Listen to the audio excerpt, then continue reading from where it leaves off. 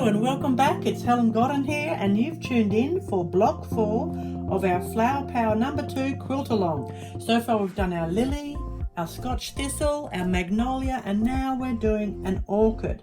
Now I know there's many different types of orchids. This is, I guess, a simplified version of an orchid. And again, I'm going to go with my horizontal in the background there of the triangle. Then I've got 2 other plans for the background areas here for you. So for this one, you need to get your Panda pencil and draw on here a few arc shapes. Now, I'm not sure if they're showing up for you, but I'm drawing some arcs like clamshells, not particularly regular, just one butting onto the next, making little arch shapes in preparation for directing my quilting. But I can see those arc shapes and I'll show you what I'll do with those. So as per usual, I have done my tracing, I've sandwiched, I've done my ditch stitching. I did all that before you got here. I don't know where you were, but I got here before you and I did all that. So I'm going to come down here to a clean, clear area and show you what happens. So at this point here, I can see the curve of that arc and this arc here coming onto it. So the space I'm going to work into just now is that curve in and that curve, so all that area there. But it's that curved shape that's quite important. Needle down, needle up, bring up that bottom thread. So now I'm going to follow that curved line for my first line of stitching until I hit the top of that arc. I'm going to follow that arc for a teeny bit and come back down to my starting point. Okay, so I'm calling that my starting point on this arc. Repeat that up to the top.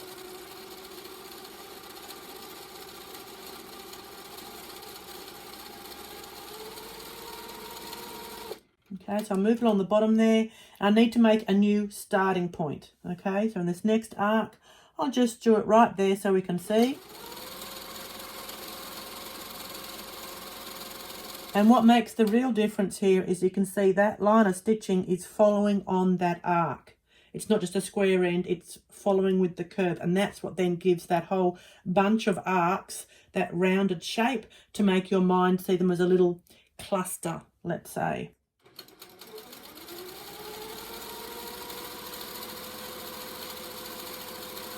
Now this time, instead of starting in that same position, I'm going to come along here and make that my starting point. And there's no rhyme or reason, but I just want you to see how this changes. So now I'm going to arc across back the other way.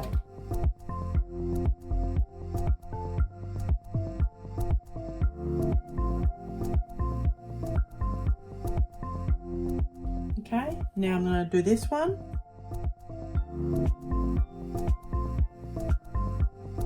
They did start from the same starting point, which normally I would say no, but that's okay. This is all just good practice and learning. And from here, I'm going to go up. And if I want to make over here the starting point, I will travel there first. And then off I go.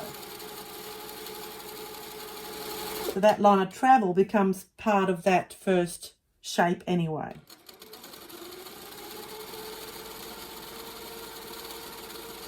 Again, I'm going to travel back to here, to this starting point.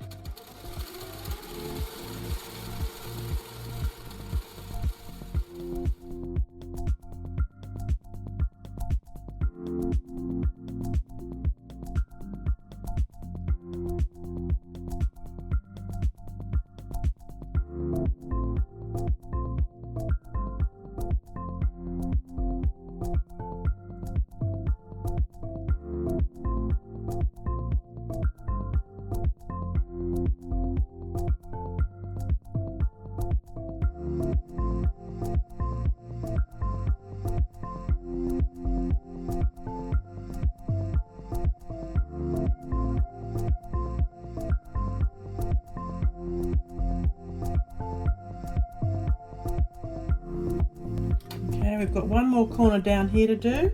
I'll get back to that a little later, but for now we might have a commercial break.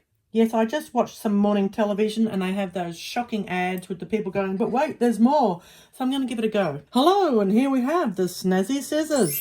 They come complete in a beautiful packaging like this, in rainbow or in rose gold. They come with a little scissor holder. The rose gold one has a rose gold scissor holder. But wait, there's more. Panda pencils, yes. When these little ones grow up, they become a really long panda pencil. They come to you packaged for safety so they don't break in the mail. We also sell Sharpies, wash away markers, friction pens, needle threaders, the handiest little gadget. Thread any needle with that. We also sell paint, fabric paint, Australian made, American made, beautiful colours to enhance your work. We also have Lumiere paint sets, colour wheels to help you understand colour theory.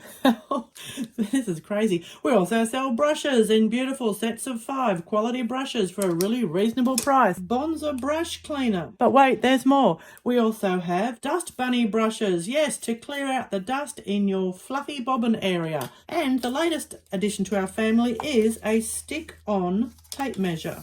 Okay, it goes all the way up here to 36 inches, which is 90 centimeters, and you stick that on the edge of your table, and it's just a really handy guide. Okay, they're really inexpensive, but I think they're great for the edge of your table. All of these available from HelenGodden.com. Yay! Phew, I'm exhausted, and I'm sure you are too. Let's move all that, and then I package it all for you and post it to you all over the world.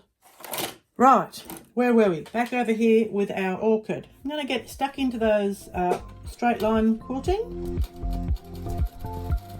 You know, it's really good practice to do the straight line quilting. It gives you so much confidence in control and the ability to go from A to B, whether it be straight or curved. You've just got that confidence to get there.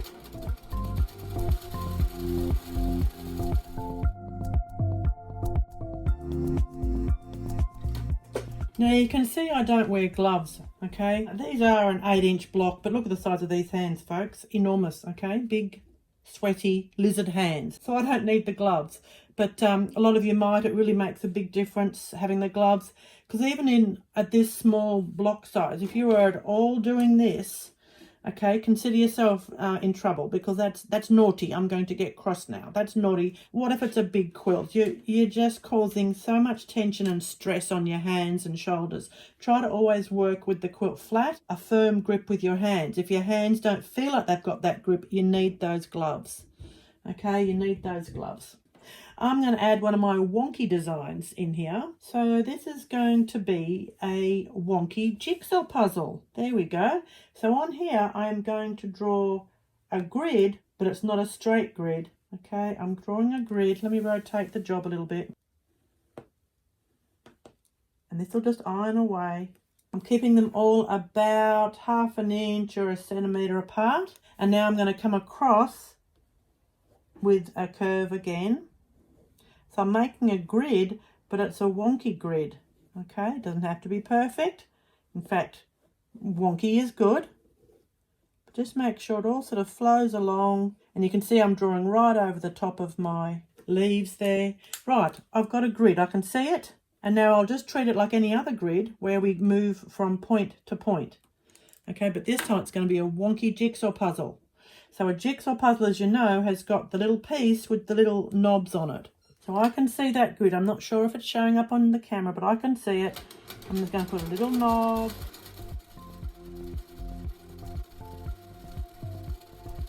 And I start off just doing all the ones in one direction, like all the, let's say, horizontal ones first. Okay, you just keep working sort of systematically. And it doesn't matter if you have 2 ins and then an out, or it just doesn't matter, just as long as there's a knob there. And quite frankly, if you forget to put the little knob there, that's okay too. Now I don't put one on the edge because the edge of a jigsaw is usually a straight edge.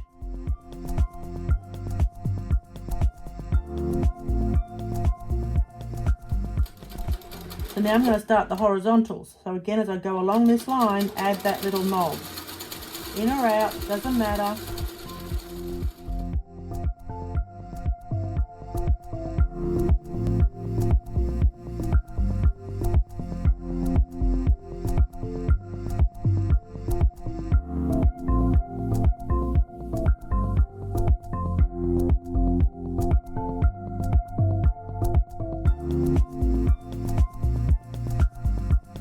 So you can see in those little tighter areas, if I didn't have my grid, I really would be lost.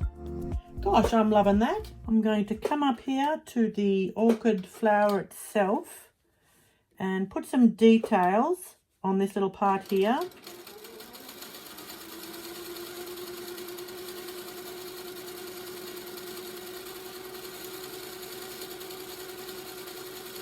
So we'll have an area of very fine detailing, and I'm going to echo out these little petals.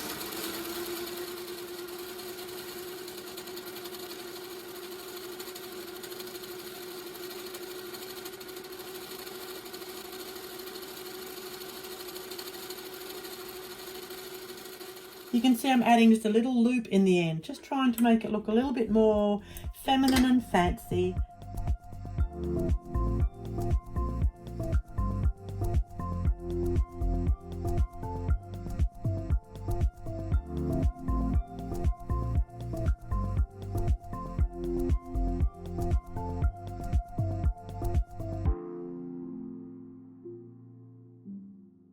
Look at that. Okay, excellent. When that's ironed away, that's going to look terrific. I'm very happy with that. So there you go. That's block number 4 in our Flower Power number 2 Quilt-a-long. Thanks very much, everyone. I hope you're going well with it all, and I'll see you very soon. Bye.